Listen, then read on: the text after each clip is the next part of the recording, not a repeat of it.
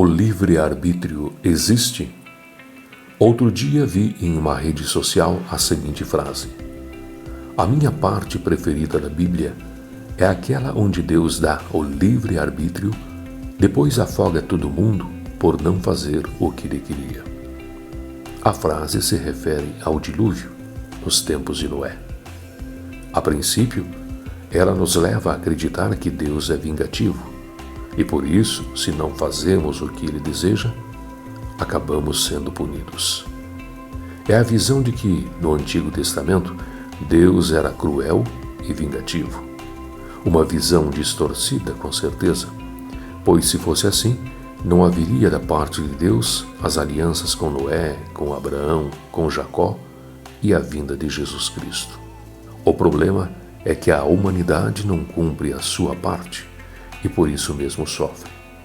Quando um pai diz a seu filho que não coloque a mão no fogo, pois vai se queimar, mas permite que o filho escolha o que fazer, dando-lhe assim o livre-arbítrio, e o filho coloca a mão no fogo e se queima, não quer dizer que o pai o castigou, mas que o filho fez a escolha errada.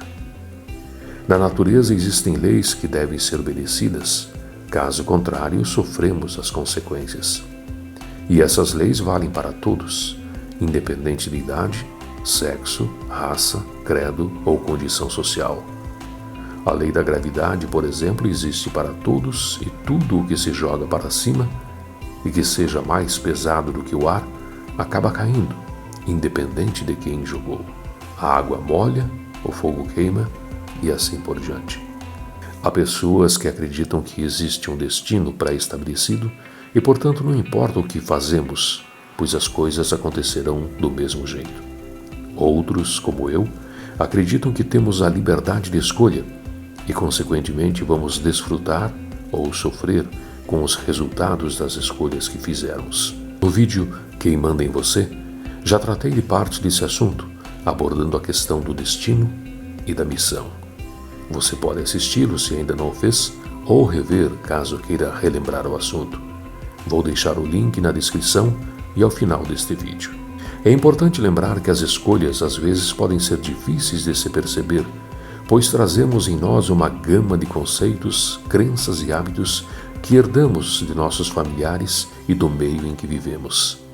Consequentemente, em muitos casos vamos agir como a maioria ao nosso redor. E como a maioria dos que pensam, falam, sentem e agem dentro das mesmas características, vamos também nos tornar medianos, sem destaque, sem novidade, dentro do padrão. E o que a maioria das pessoas faz? Acha que a vida é um sacrifício, que a vida é ruim, que o trabalho é enfadonho, que os outros são o problema e assim por diante. E, consequentemente, quem pensa assim, sofre e lamenta seu sofrimento, e por lamentar, sofre ainda mais, e lamenta mais ainda, e sofre mais ainda.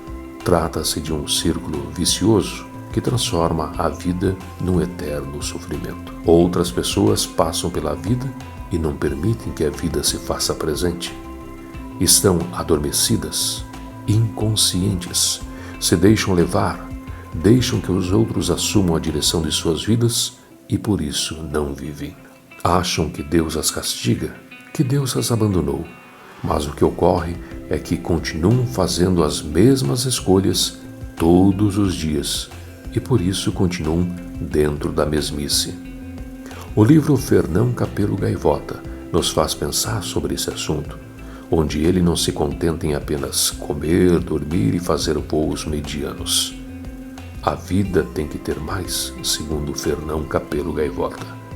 Não se trata, como pensam alguns, de um pássaro inconformado ou revoltado, mas de alguém que sabe que Deus o criou com dons que precisam ser usados para fazer a diferença nesse mundo. É preciso quebrar os paradigmas, é preciso alçar voos maiores, é preciso pensar diferente. E como fazer isso? Primeiro precisamos tomar consciência de nossos pensamentos, pois eles são a base de nossas crenças, de nossas palavras, de nossos sentimentos e, consequentemente, de nossos atos e da situação em que se encontra a nossa vida. Temos que perceber que, na verdade, não pensamos, mas temos apenas uma avalanche de pensamentos que passam por nós.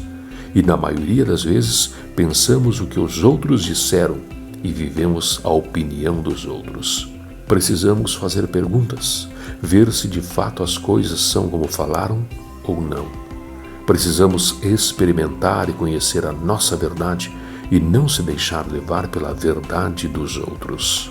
Se olharmos a vida com nossos olhos, enxergaremos a nossa realidade, que pode ser diferente da realidade dos outros. Se começarmos de fato a pensar, ou seja, a analisar as coisas, mudaremos nossos pensamentos, nossas falsas crenças e começaremos a enxergar que a vida tem mais do que sofrimento. A vida tem beleza, tem oportunidades. Nós é que não as vemos e por não vermos, não desfrutamos delas, mas não significa que elas não existam. Vivemos muitas vezes em cima de conceitos, de rótulos e não da vida de fato.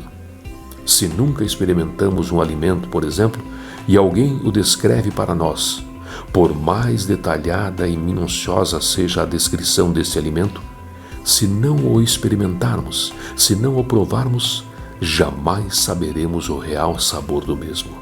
Assim também é com a vida. Se não a vivermos, ficamos apenas nos conceitos da vida.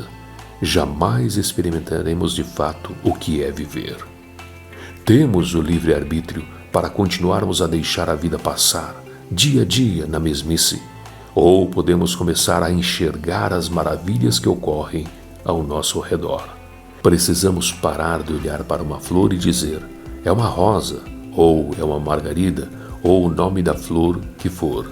Ou seja, apenas rotulamos, não vemos. Temos que de fato observar os detalhes da flor, a nuance de cores, a beleza das pétalas, o seu perfume e assim por diante. Mesmo porque cada flor, assim como tudo o que existe, tem uma particularidade que só pode ser vista se de fato não apenas olharmos, mas enxergarmos a essência. E podemos fazer isso, mudar nossas atitudes ou continuarmos como tudo está. O livre-arbítrio existe e a consequência de nossas escolhas também. Que a luz e a sabedoria estejam com você.